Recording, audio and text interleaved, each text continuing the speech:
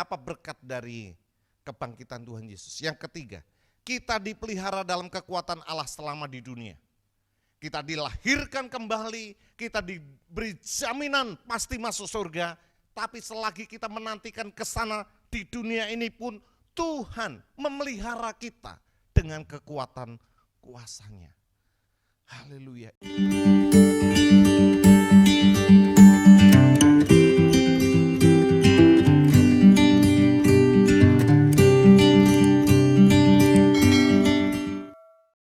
Masih dalam suasana Paskah, berkat-berkat apa yang kita terima dari kebangkitan Tuhan Yesus dari antara orang mati.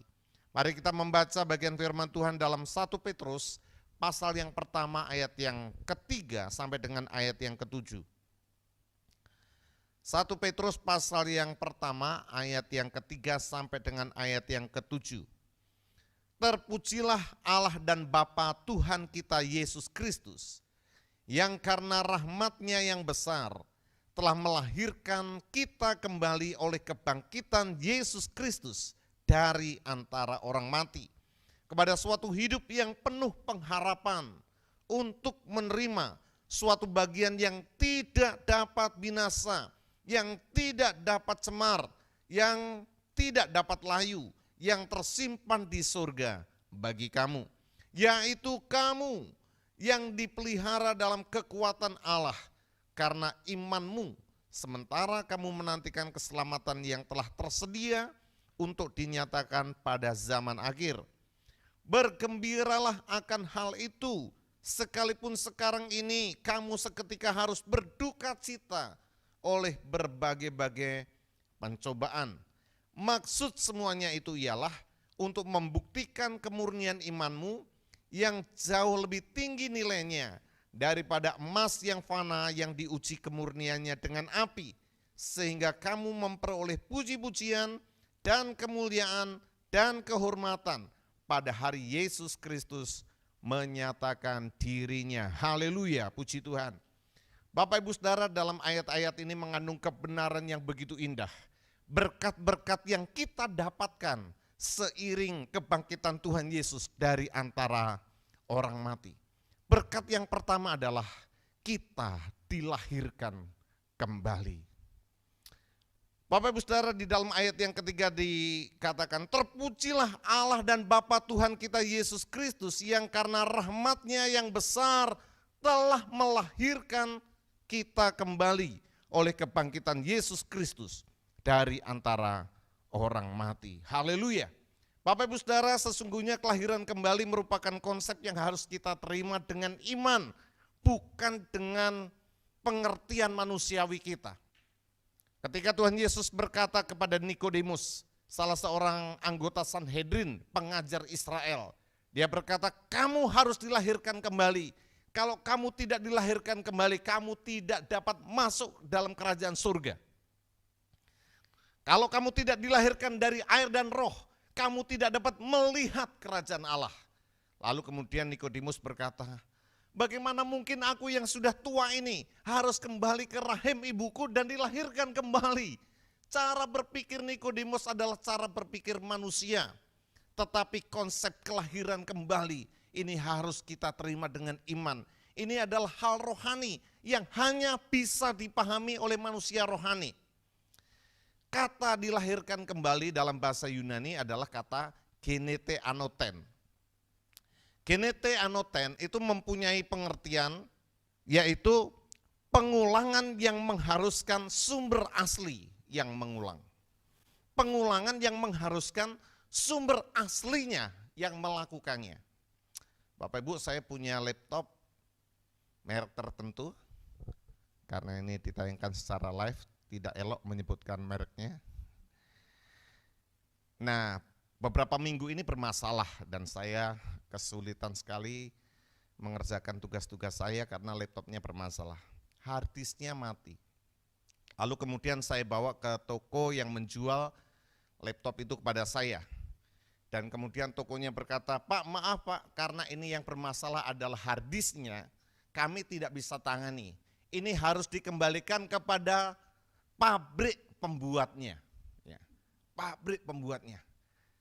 Apalagi masih garansi. Jadi berapa lama? Ya kurang lebih 2 minggu. Kalau enggak bisa lebih lama lagi. Nah itu jadi ketika sebuah produk bermasalah harus dikembalikan kepada pabriknya, kepada pembuatnya. Karena dia yang merancang, karena dia yang membuat, karena dia yang paling tahu tentang barang itu. Demikian juga dengan manusia. Sadarkah Bapak Ibu Saudara bahwa kita terlahir di dalam dosa?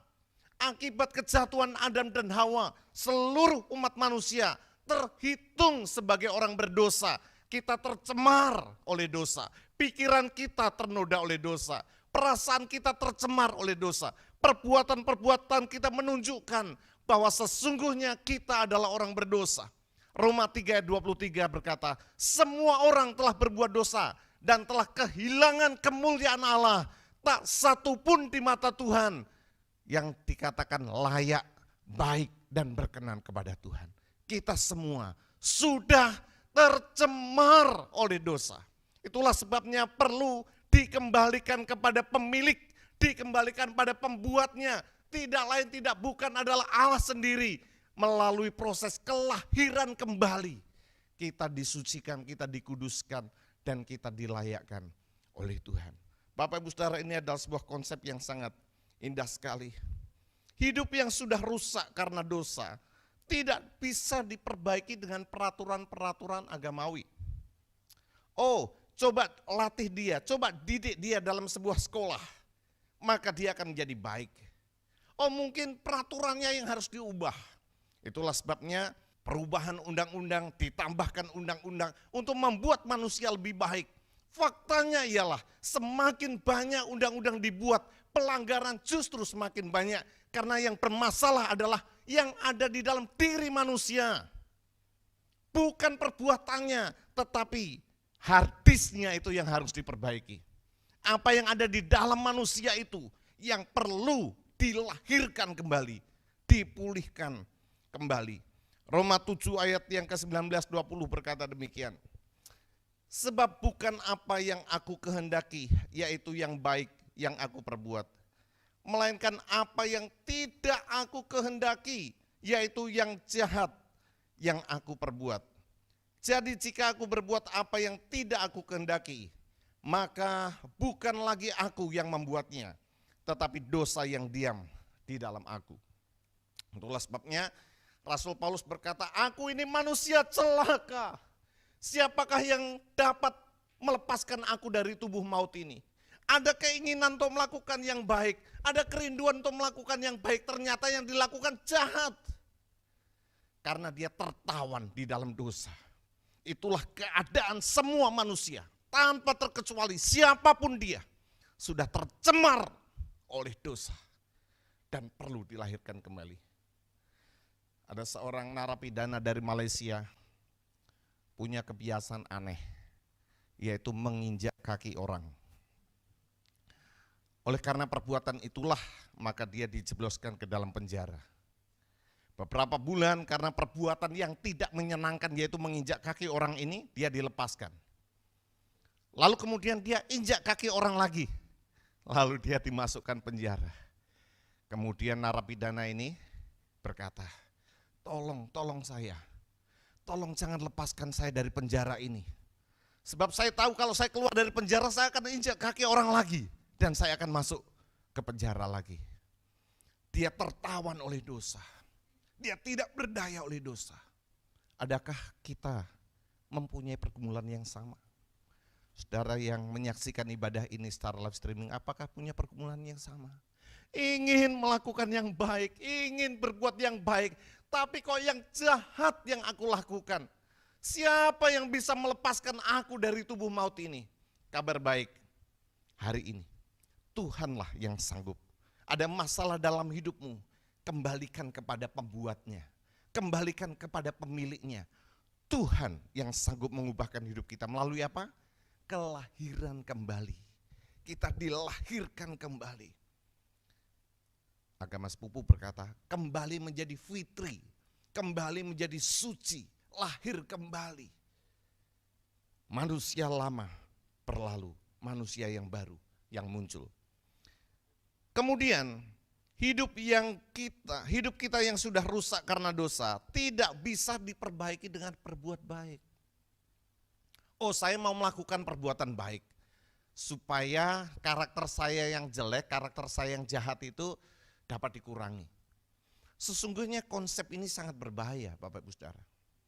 Konsep ini sangat berbahaya kalau kejahatan kita bisa kita tutup dengan perbuatan baik, maka itu menimbulkan sebuah pemahaman yang sangat mengerikan.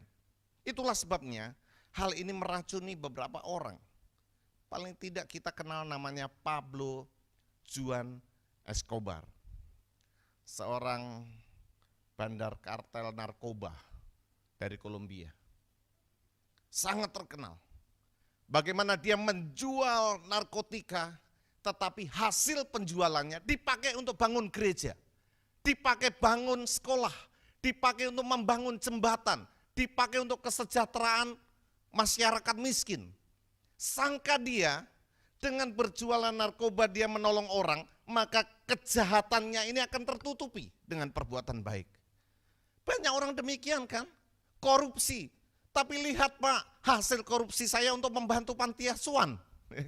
Hasil korupsi saya untuk menolong orang lain. Dan ini konsep yang sangat berbahaya. Yesaya 64 ayat 6 berkata demikian. Demikianlah kami sekalian seperti seorang najis. Dan segala kesalehan kami seperti kain kotor. Kami sekalian menjadi layu seperti daun. Dan kami lenyap oleh kejahatan kami, seperti daun dilenyapkan oleh angin. Kesalehan kami seperti kain kotor. Bapak Ibu Saudara, kebaikan kita sebaik apapun tidak bisa memenuhi standar Tuhan, tidak bisa. Kita ini seperti kain kotor. Bahasa Jawanya kain gombal. Kain gombal mukio. Jadi lebih jelas lagi. Jadi kain yang sudah tidak dipakai, kain yang sudah dibuang harusnya, itulah kita. Kita ini kain kotor di hadapan Tuhan. Kalau mau diperbaiki, harus dilahirkan kembali. Harus dicetak ulang. Itulah sebabnya Tuhan Yesus mati dan dia bangkit dari antara orang mati. Supaya oleh kebangkitannya, kita dapat dilahirkan kembali. Haleluya. Ada harapan. Bagi orang yang frustasi dengan dirinya. Saya tidak pernah baik. Saya ingin melakukan yang baik tapi saya gagal terus. Ada harapan. Melalui kebangkitan Yesus kita dapat dilahirkan kembali.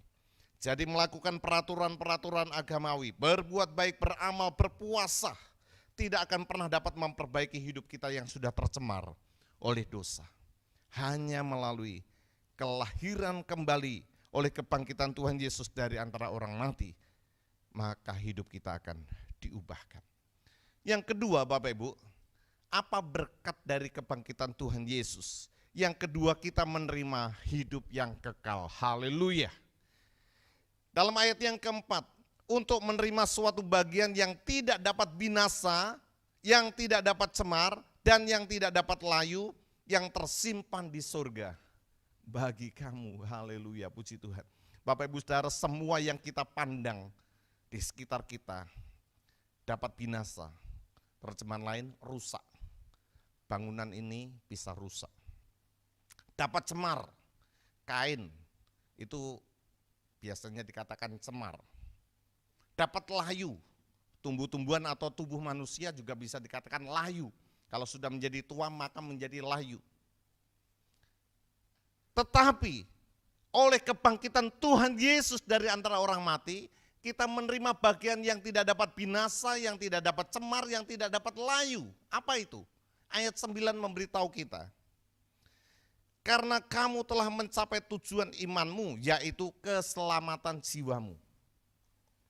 Jadi yang dimaksud tidak dapat binasa, tidak dapat cemar, tidak dapat layu, itu adalah keselamatan jiwa kita yang tersimpan di surga bagi kamu. Jadi ada sebuah kepastian bagi orang yang percaya kepada Tuhan Yesus. Karena Yesus bangkit dari antara orang mati, maka keselamatan jiwa kita dijamin oleh Tuhan. Surga bukan lagi mudah-mudahan, surga bukan lagi moga-moga, tapi surga adalah sebuah kepastian bagi mereka yang percaya Tuhan Yesus. Haleluya. Bapak Ibu Saudara yang dikasihi oleh Tuhan, setiap orang pasti ingin ke surga. Seorang guru sekolah minggu bertanya kepada anak-anaknya, anak-anak, siapa yang ingin masuk surga? Semua katakan saya bu, saya bu. Kecuali satu orang yang duduk belakang namanya Mukidi. Mukidi tetap sedekap dengan cuek. Lalu kemudian ditanya,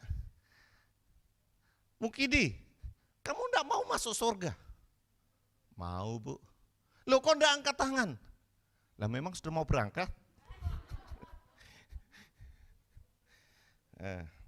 Mukidi. Selesai sekolah minggu, ibadah umum. Lalu Pak Pendeta berkhotbah. Bapak Ibu Saudara, jalan ke surga itu berliku-liku dan sempit. Kita harus berusaha sampai ke sana. Seorang bapak yang ternyata bapaknya Mukidi berkata, Pak Pendeta, kita setiap minggu memberi persembahan. Kenapa jalan ke surga masih berliku-liku dan masih sempit? Dilebarin dong, dibesarin dong. Iya. Bapak Ibu, setiap orang pasti ingin ke surga. Tapi surga yang seperti apa? Banyak orang surga hasil imajinasinya. 72 bidadari lah. Dengan segala kenikmatan duniawi. Saya mau katakan dengan jujur, itu bukan surga. Apalagi kalau para teroris masuk ke sana. Kalau surga tempatnya teroris, saya tidak mau ke sana. Saya lebih baik ke neraka saja. Kalau surga tempat orang-orang yang membunuh itu baik, aduh, tidak mau saya masuk ke sana. Surga macam apa itu? Yang masih memikirkan hal-hal seperti itu.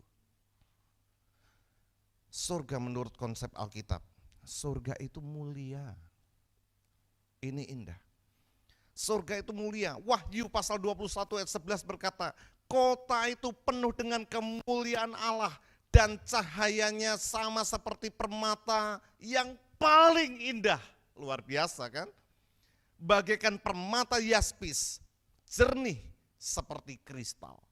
Wow, itu surga, mulia, indah, jalan-jalannya terbuat dari emas, berkilo-kiloan. Lalu surga itu kudus. Wahyu pasal 21 ayat 27 berkata, tetapi tidak akan masuk ke dalamnya sesuatu yang najis, atau orang yang melakukan kekejian atau dusta. Orang yang berbuat keji, kejam, membunuh, nggak ada tempat di sana. Mudah-mudahan ini didengar oleh orang-orang yang berniat untuk melakukan bom bunuh diri dan merasa dapat masuk surga. Salah tempat. Surga itu nggak ada tempat untuk orang-orang keji. Ya. Tidak ada lagi hal-hal yang seperti itu. Tetapi hanya mereka yang namanya tertulis dalam kitab kehidupan anak domba itu. Yang ketiga, surga menurut Alkitab, surga itu damai. Dalam Wahyu 20 ayat 4 dikatakan, ia akan menyeka segala air mata dari mata mereka. Haleluya.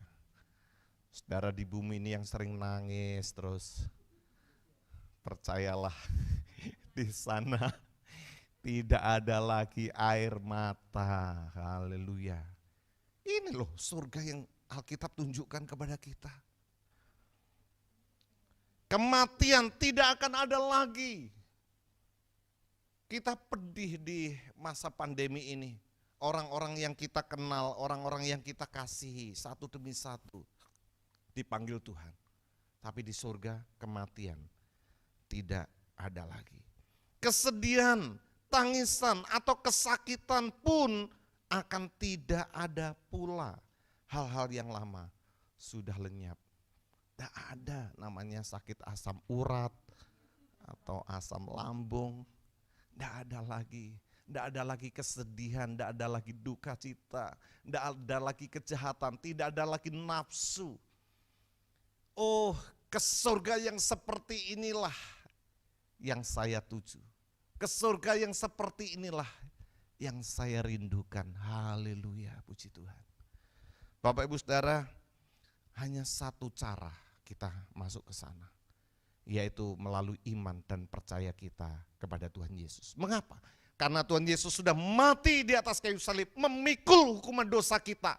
Dia bangkit pada hari yang ketiga untuk dapat membawa setiap orang yang percaya masuk ke surga. Dengar baik-baik, ini bukan omong kosong. Ini bukan isapan jempol. Ini bukan bohong-bohongan untuk membius anak-anak kecil, bukan. Ini fakta, ini kebenaran, ini real. Surga itu nyata. Alkitab menunjukkan surga itu mulia, surga itu kudus, surga itu indah. Surga itu damai. Dan itu disediakan hanya bagi yang percaya kepada Tuhan Yesus. Yohanes pasal yang ke-14 ayat yang ke-6 berkata, Akulah jalan dan kebenaran dan hidup. Tidak ada seorang pun yang sampai ke Bapa, yaitu surga itu, kalau tidak melalui aku. Eksklusif, ya memang eksklusif.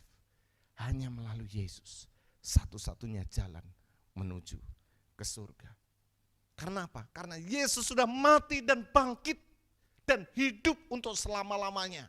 Menjadi jaminan setiap orang yang percaya kepada Dia pasti masuk surga. Haleluya. Inilah Bapak Ibu Saudara menjadi kekuatan dan pengharapan kita. Kita di dunia banyak perlinangan air mata. Kita di dunia banyak mengalami penderitaan. Tapi satu saat Yesus akan membawa kita ke surganya, di mana tidak ada lagi air mata, tidak ada lagi kesakitan, tidak ada lagi perkabungan, tidak ada lagi kematian. Indah dan mulia bersama dengan Tuhan di sana. Itulah sebabnya Bapak Ibu Saudara dalam sejarah gereja, kita melihat ada orang-orang yang karena iman dan percayanya, kepastian masuk surga ini, rela mereka menjadi martir. Stefanus, ketika dia berkhotbah dengan penuh keberanian, lalu kemudian dia diseret, dilempari orang dengan batu. Sebelum dia sampai di ajalnya, dia melihat anak manusia berdiri menyambut kepulangannya. Polikarpus, abad pertama, ketika dia menyangkal untuk mengakui kaisar sebagai kurios, sebagai Tuhan. Lalu kemudian kaisar menjadi murka, mengikat dia di sebuah kayu, di bawahnya ada kayu-kayu untuk api unggun, dan kemudian dia dibakar hidup-hidup. Sempat juga dia masih berkhotbah kepada Kaisar Domitianus yang membakarnya. Kaisar, api yang sebentar kau nyalakan akan membakar tubuhku, tapi itu hanya akan mengantarkanku ke peristirahatan kekal di surga. Tapi kalau engkau tidak percaya kepada Yesus, engkau akan dibakar oleh api neraka sampai selama-lamanya. Kepastian, kekuatan, pengharapan yang tidak tergoyahkan ini didasarkan karena Yesus sudah bangkit dari antara orang mati. Saya berharap kita semua kuat di dalam iman kita. Masa depan tidak menjadi jaminan bahwa hidup akan menjadi lebih mudah. Alkitab sudah menuliskan bahwa orang-orang yang mengikut Tuhan akan banyak mengalami penganiayaan dan penderitaan. Siapkah kita? Ingat, hidup di dunia tidak lama. 70 jikalau kuat 80 tahun. Mazmur 90 berkata, tapi di surga kita akan hidup kekal selama-lamanya. Jadi bersabarlah dalam menjalani kehidupan kita di dunia ini. Yang ketiga, nah ini yang indah.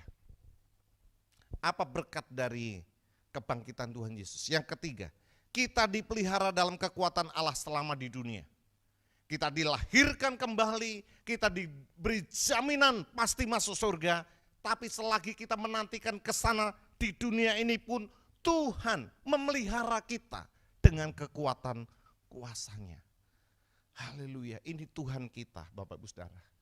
Tidak ada pribadi lain yang dapat memberikan jaminan penuh seperti ini selain daripada Tuhan kita. Dalam ayat yang kelima dikatakan, yaitu kamu yang dipelihara dalam kekuatan Allah karena imanmu, sementara kamu menantikan keselamatan yang telah tersedia untuk dinyatakan pada zaman akhir. Sementara menantikan keselamatan yang sudah pasti itu, di dunia ini pun Tuhan tidak tinggalkan kita. Tuhan menyertai kita dengan kekuatan kuasa-Nya.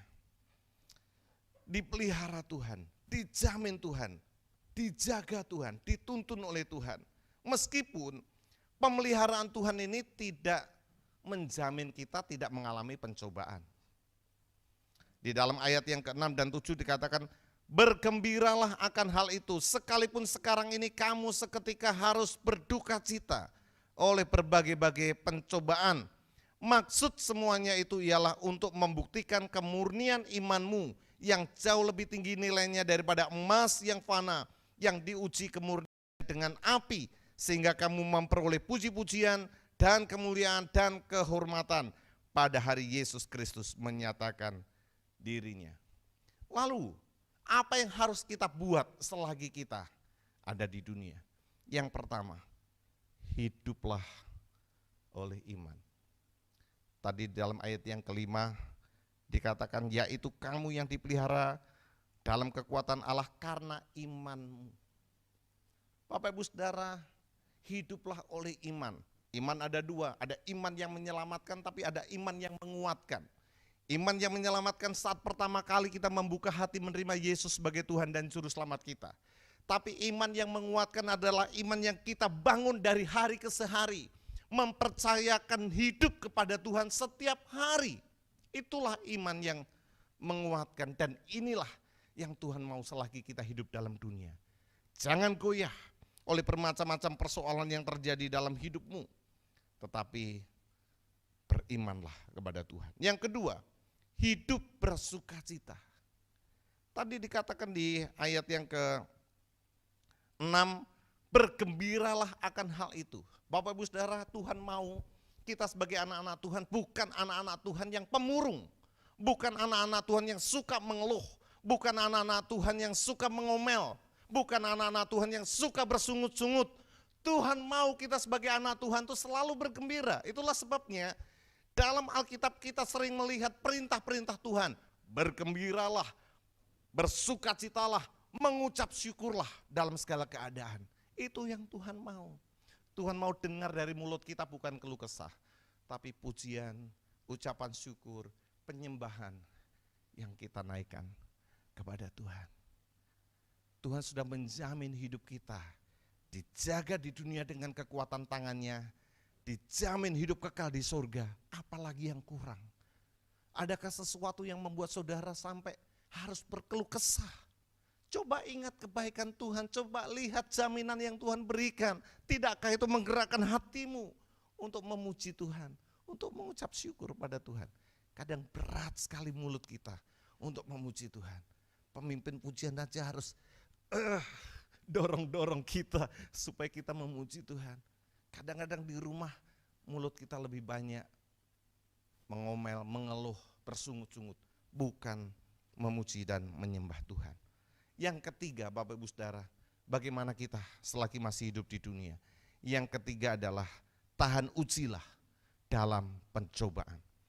Dalam Yakobus 1 ayat yang ke-12, berbahagialah orang yang bertahan dalam pencobaan, sebab apabila ia sudah tahan uji, ia akan menerima mahkota kehidupan yang dijanjikan Allah kepada barang siapa yang mengasihi Dia. Haleluya.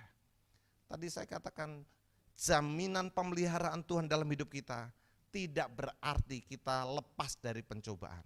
Kita masih dicobai, tapi pencobaan itu justru akan memurnikan iman kita seperti emas yang dimurnikan dari dalam api. Bapak Ibu Saudara, tahukah kita bahwa dibutuhkan titik didih 120 derajat untuk membuat emas tampil dalam kemurniannya dan segala kotoran-kotoran yang melekat pada emas itu mengapung. Sehingga emas itu akan teruji kemurniannya. Demikian juga hidupmu. Ada banyak hal yang perlu dibereskan dalam hidup kita sebelum Tuhan pandang kita layak berjumpa dengan Tuhan di surga. Ingat, Tuhan itu kudus, Tuhan itu suci, dan Dia mau menjemput engkau masuk dalam surganya. Tapi di surga, orangnya harus suci dan kudus juga. Karena itu segala kotoran-kotoran dalam hidupmu harus dibersihkan. Dengan cara apakah Tuhan membersihkan? Mengizinkan kita dalam pencobaan. Saat kita dicobai, kotoran-kotoran dalam diri kita keluar. Keakuan, keegoisan kita. Tuhan, aku hanya berserah kepadamu. Sebelumnya aku mampu, aku sanggup, aku bisa. Tapi saat menghadapi pencobaan, berserah. Kesombongan kita, keangkuhan kita, arogan kita dikikis oleh Tuhan. Amin. Saat saudara dicobai dengan seorang teman yang sulit, yang menyakitkan, yang menyebalkan, saudara dikikis dari sikap suka marah-marah, dikikis dari sikap menyalahkan orang lain, dikikis untuk melihat kekurangan diri sendiri, belajar menjadi sabar, sehingga saudara tampil menjadi seperti emas yang murni, yang siap menyambut kedatangan Tuhan. Haleluya. Bapak Ibu Saudara yang dikasihi oleh Tuhan, kiranya firman Tuhan hari ini menguatkan kita. Ada berkat-berkat yang indah dari kebangkitan Tuhan Yesus dari antara orang mati. Kebangkitan Tuhan Yesus memastikan kita dilahirkan kembali. Kebangkitan Tuhan Yesus memastikan kita dijamin penuh selagi kita hidup di dalam dunia ini. Tetapi juga kebangkitan Tuhan Yesus memastikan kita hidup kekal dalam kerajaan surga. Haleluya.